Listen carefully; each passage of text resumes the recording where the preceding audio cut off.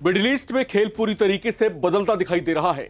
जिस ईरान को सालों तक अमेरिकी प्रतिबंधों, आर्थिक नाकेबंदी और अंतरराष्ट्रीय दबाव का सामना करना पड़ा, वही ईरान अब दावा कर रहा है कि अमेरिका एक एक करके उसकी शर्तें मान रहा है। जी हां, तेल निर्यात पर लगी रोक हट रही है, पेट्रोकेमिकल कारोबार को राहत मिल रही है, अरबों डॉलर की फ्री संपत्तियां खुल रही हैं और अमेरिका ईरान बातचीत से ऐसे संकेत मिल रहे हैं कि पश्चिम एशिया का पूरा शक्ति संतुलन बदल सकता है।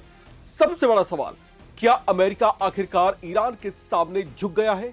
क्या पाकिस्तान और कतर ने वो कर दिखाया जो दुनिया की बड़ी ताकतें नहीं कर पाई? और क्या यह समझौता मिडिल ईस्ट में एक नए राजनीतिक युग की शुरुआत है?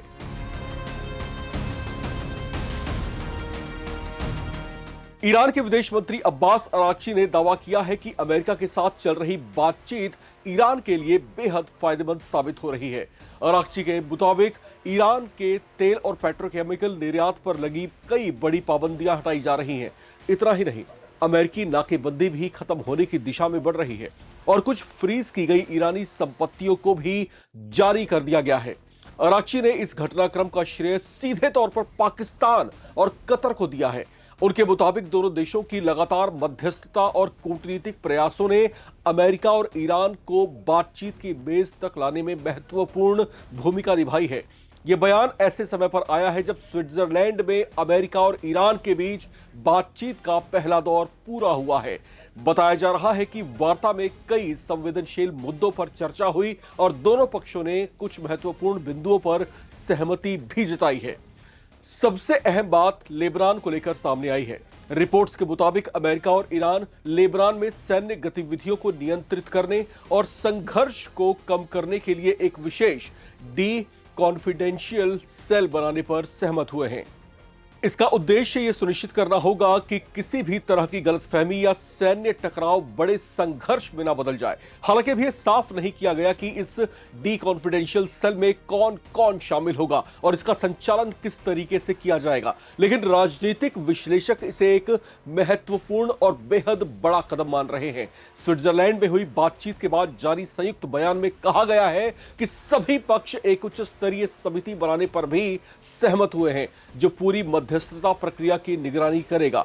इसके साथ ही परमाणु कार्यक्रम, प्रतिबंधों में राहत और विवादों के समाधान जैसे मुद्दों पर अलग अलग कार्य समूह भी काम करेंगे। सबसे बड़ी खबर यह है कि अमेरिका और ईरान अगले 60 दिनों के भीतर अंतिम समझौते तक पहुंचने की कोशिश करेंगे। अगर ऐसा होता है तो यह पिछले कई दशकों में दोनों देशों के रिश्तों में सबसे बड़ा बदलाव साबित हो सकता है। इस समझौते का एक और महत्वपूर्ण पहलू हॉर्मुज स्ट्रेट से जुड़ा हुआ है। यह दुनिया के सबसे महत्वपूर्ण ऊर्जा मार्गों में से एक माना जाता है। यहां किसी भी तरह का तनाव वैश्विक बाजार को सीधे तौर से प्रभावित करता है, इसलिए सुरक्षित समुद्री आवाजाही सुनिश्चित करना भी बातचीत के प्रमुख एजेंडों में से एक था। लेकिन अब सवाल उठ रहा है कि आखिर इस पूरे घटनाक्रम का सबसे बड़ा लाभ किसको मिलेगा? क्या ईरान आर्थिक रूप से फिर मजबूत होगा? क्या अमेरिकी प्रतिबंधों की पकड़ कमजोर पड़ रही है? क्या पाकिस्तान और कतर की कूटनीति ने मिडिल ईस्ट में नया समीकरण तैयार कर दिया है? और सबसे अहम बात, क्या यह समझौता सच में स्थायी शांति लेकर आएगा या फिर यह सिर्फ एक अस्थायी विराम साबित होगा? फिलहाल इतना तय है कि स्विट्जरलैंड में हुई इस बातचीत ने पूरी दुनिया का ध्यान अपनी ओर खींचा है। ईरान इसे अपनी बड़ी कूटनीतिक जीत के तौर पर प्रोजेक्ट कर रहा है, जबकि अमेरिका इसे क्षेत्रीय स्थिरता की दिशा में एक बेहद महत्वपूर्ण कदम बता रहा है। अब आने वाले कुछ हफ्ते ये तय करेंगे कि ये बातचीत इतिहास रचती है या फिर एक और अधूरा समझौता बनकर रह जाती है। लेकिन इतना जरूर है कि मिडिल ईस्ट की राजनीति अब तेजी से बदल रही है और पूरी दुनिया की नजर इस बदलते समीकरणों पर टिकी हुई है। अब चलते चलते कुछ सवाल नवभारत टाइम्स के आप तमाम दर्शकों से भी। आपको क्या लगता है, क्या अमेरिका ईरान समझौते में सबसे बड़ी जीत ईरान की हुई है? क्या वाकई पाकिस्तान और कतर की मीडिएशन मिडिल ईस्ट की राजनीति में नया शक्ति संतुलन बना रही है? कमेंट करके अपनी राय जरूर बताएं। चैनल को सब्सक्राइब करना ना भूलें ताकि आप देखते रहें नवभारत टाइम्स।